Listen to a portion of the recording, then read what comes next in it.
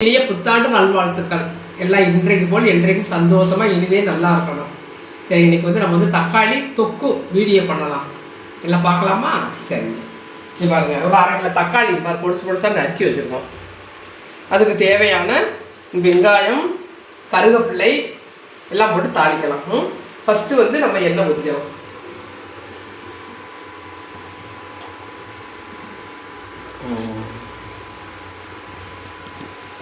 First எண்ணெய் ஊற்றிக்கலாம். ரெண்டாவது கடுகு,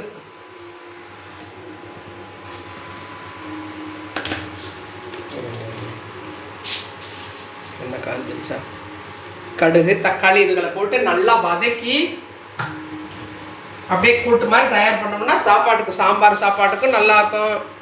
நம்ம வந்து சாப்பாட்டுக்கும் வந்து போட்டு பெரட்டி சாப்பிட்லாம். கடுகு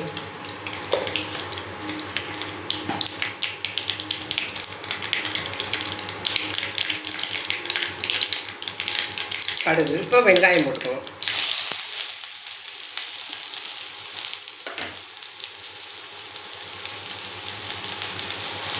கருவேப்பிலை போட்டு நல்லா வதக்கிடலாம். நல்லா வதக்கிட்டு நம்ம தக்காளியும் போட்டு நல்லா வதக்கிடலாம். நம்ம ஒரு 1/2 கிலோ தக்காளிக்கு பாருங்கள் பொடிசு பொடிசாக நறுக்கி வச்சுருக்கோம். இதையும் அதில் போட்டு நல்லா வதக்கிடலாம்.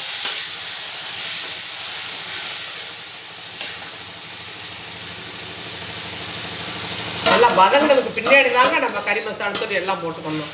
ஏன்னா இப்போயே போட்டோம் அப்படின்னா ஒரு மாதிரி பிடிக்கும். கொஞ்சம் போல் தேங்காய் எடுத்து வச்சுருக்கோங்க. இந்த தேங்காயை அரைச்சி வச்சுக்கலாம்.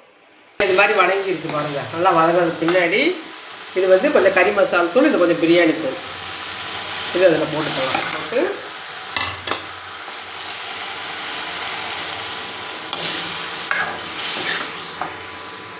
ஊற்றிக்கலாம். நம்ம கொஞ்சம் தேங்காய் கொஞ்சம் எடுத்து வச்சோம்ல, அந்த விழுது இருந்தால் தேங்காய் விழுது கொஞ்சம் ஊற்றிக்கிட்டு கொஞ்சம் உப்பு போட்டுக்கலாம்.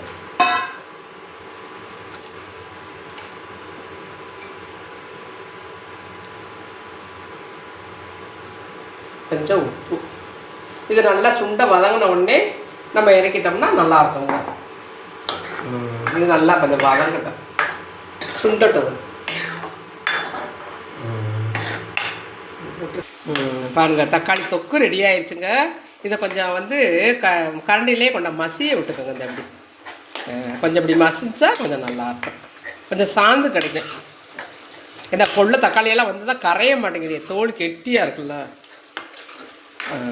எப்படி மசிச்சுக்கோங்க. முடிஞ்சுங்க. தக்காளி தொக்கு வச்சாச்சு. இதை சாம்பார் சாதத்துக்கு சாப்பாட்டுக்கும் ஊற்றி சாப்பிட்லாம், நல்லாயிருக்கும். சரிங்க, இருந்தால் தக்காளி தொக்கு